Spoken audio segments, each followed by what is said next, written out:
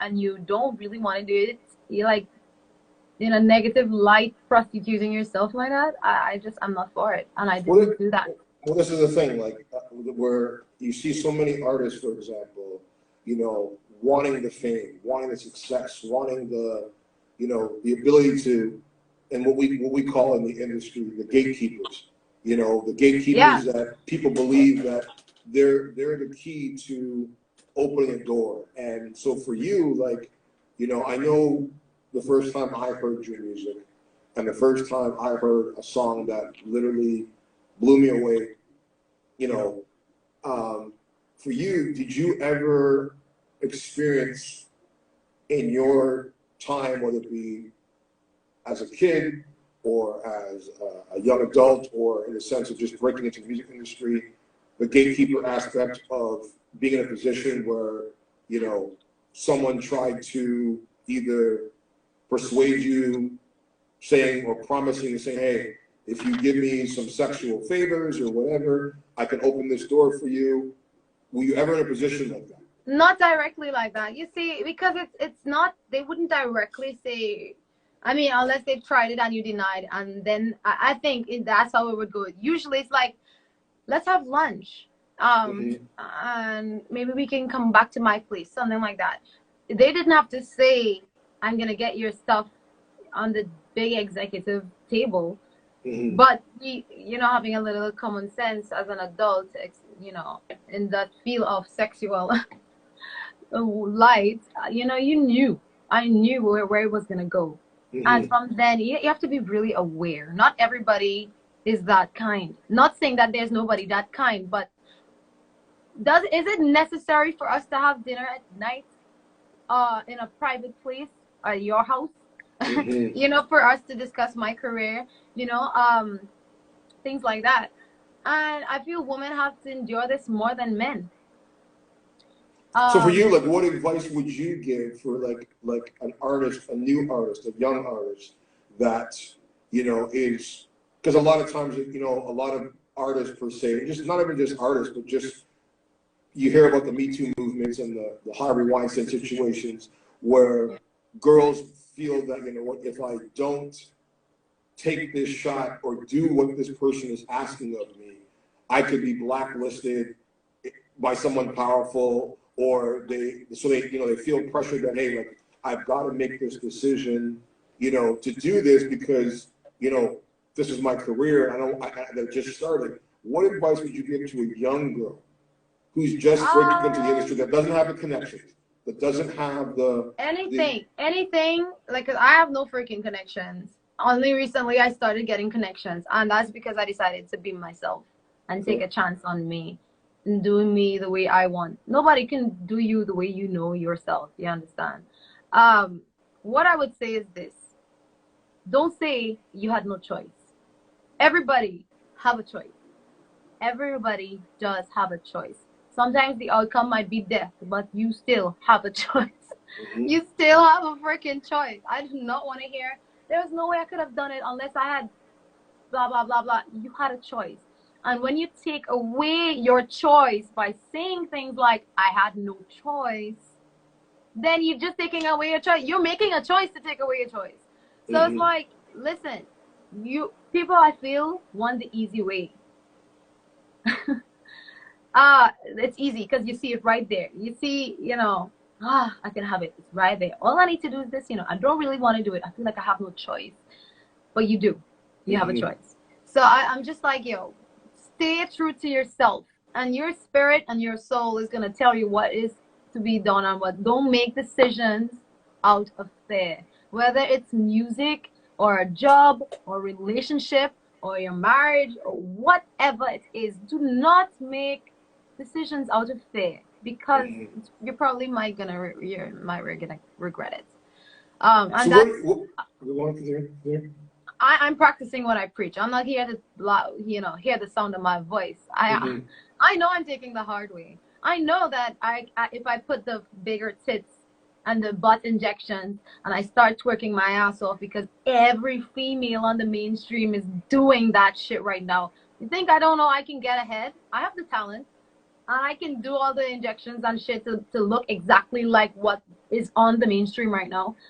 But I have a choice. I ain't gonna do that shit. I'm staying true to myself. It's the long way. It's the hard way. But it's my way. And I'm building myself. And nobody can come and tell me I had to do anything to get there. You know, it's like I'm working my ass off, honestly, here. So for the thing take is, the hard like obviously, like the music industry, from obviously when I started in it to now for you, it's changed drastically. And you bring up that point in regards to, you know, women now getting injections and it being based on more on a vanity thing rather than a talent thing. What do you feel was the reason why now it's more focused on the beauty aspect than the musical aspect? No, they have talent. They have talent, but I don't understand. You know, I think the problem is, I don't know. It's just like everything is happening so much at once. Social media and the change of the music industry. Everything is happening all at once, and it goes hand in hand.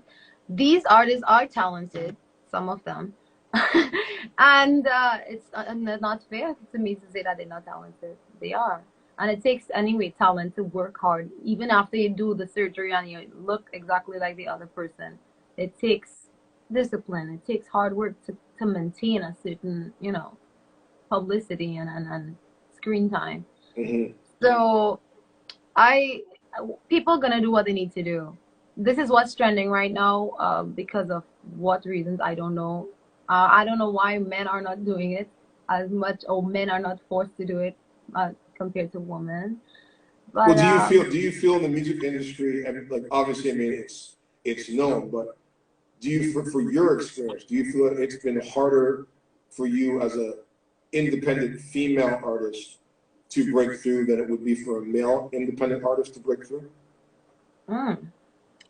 It's competition, male or female. It is harder when you're an independent artist. No, but for you, in your opinion, For between me, yeah, it's females and hard. males. Of course, it's hard. Even like for me particularly, and we have had this conversation. I am not taking the typical route, as you know, there is like indie Bible directions how to make it as a, I'm not, you see, and all of that, I'm not buying into any of that shit.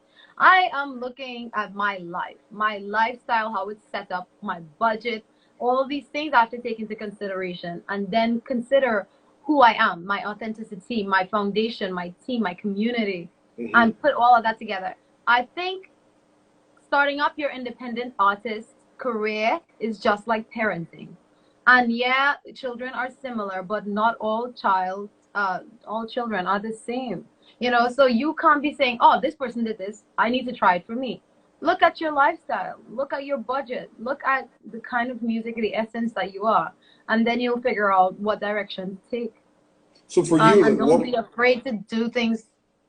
I mean, when I say it, I'm talking to myself here as well. When you do things that are not the norm, it might be scary. It might be scary at first, but have faith in yourself. If you have faith in your brand, you're gonna attract. People are gonna see it. Authentic people will be connected with you when you are authentic. So for you, what would you say in your journey of since you started has been your biggest hurdle as an artist and your biggest struggle as an artist? Finance. Period. Finance. Same thing. Finance is the biggest hurdle. If I had all the money that I wanted, I wouldn't give a shit about, seriously, it's just money. Money is the biggest hurdle for me. For you, in the sense, I mean, obviously, as I said, like you're a beautiful married woman with a child. How did you, you know, obviously, and even at the, you know, early stages of your career, most people, when they're thinking about a musical career, they don't necessarily, they put the children aside. They think about that second later on in their career. But you did a different route, and you had a child earlier.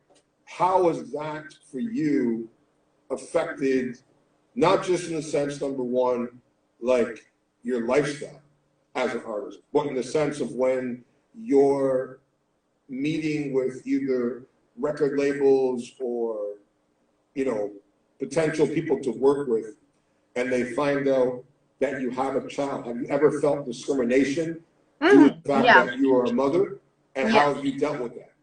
Yes, I do face it. Oh, you have a child, so how can you travel? Are you free to travel? Oh, you're married. How old are you? Like all of these questions. Like, why does it matter? Why does it matter? And I tell you what's important. If you are a similar artist as I am and you have a child and you are married, do not ever let that get in the way, or try to control it, of it getting in the way of you being on time, of you being professional. Because I don't ever make my child an excuse for me. Don't ever do it, because I think when I do that, I am giving it to that stereotype. Of course, shit happens. Hey, I can't come here because my mother is in the hospital, or this has to happen. This is life. But I'm saying, don't let that be a reason for you to not deliver. Oh, I couldn't do it like that because my child, blah, blah, blah. You will never hear that from me. You know, oh, you have a kitty cat? You have a kitty cat? I didn't know you have a kitty cat. No, I came into the building, ladies and gentlemen. Oh my gosh. Yeah. It's so cute and cuddly. Oh my gosh. Yeah. So I try not to let that, you know, sometimes I have an interview or something and carry in the background. Well, that's it. But if it's like if it's a laid back interview or meeting, no problem. If it's a serious thing, I would either make preparations with my husband and work around my schedule, you know, to have things done. Well, the thing is, for many artists, for example, like who are in those situations, even when they're, you know, when they're either in a relationship or they're married or they've got a kid, how for you has the balance been? Because obviously you see in many situations where, especially in our industry of entertainment, like relationships fail a lot of times due to the fact that scheduling, due to the fact that one person becomes successful, the other person sitting at home, not living their dreams. How in your situation have you made your relationship work as an artist and also balancing a career of trying to be a good wife, a good mother, and focus on your career at the same time? I think that's such an important question. And you said the answer in that balance. It's not always perfect. Sometimes I drop shit. And sometimes, you know, it's just like, yo, freaking hell, I want to be a good mother, a better mother. Sometimes it requires Carrie to eat freaking McDonald's French fries. But at least he's eaten. You know, first and foremost, before I settled down, I made absolute perfectly clear to my partner, you have no say in my career. You have no say in my career. You are not allowed in my world like that. I can hear your opinions on things, but you don't tell me to not perform, how to dress. I made that clear before things got serious. And it's important to find someone that can respect and you can see does not change over time. People change maybe and grow, but if you see that, okay, I'll do it, but then you see sometimes their behavior is kind of like not consistent, then that's a red flag, and don't get involved into marriage if you see shit like that happening. Because everybody wants it at first, like, wow, she's a singer, I have to sing her wife or whatever. So, and then later on they get jealous, and then they get, you know. So initially that's how he met me. I'm like, yo, I didn't try to change him, he didn't come to try to change me.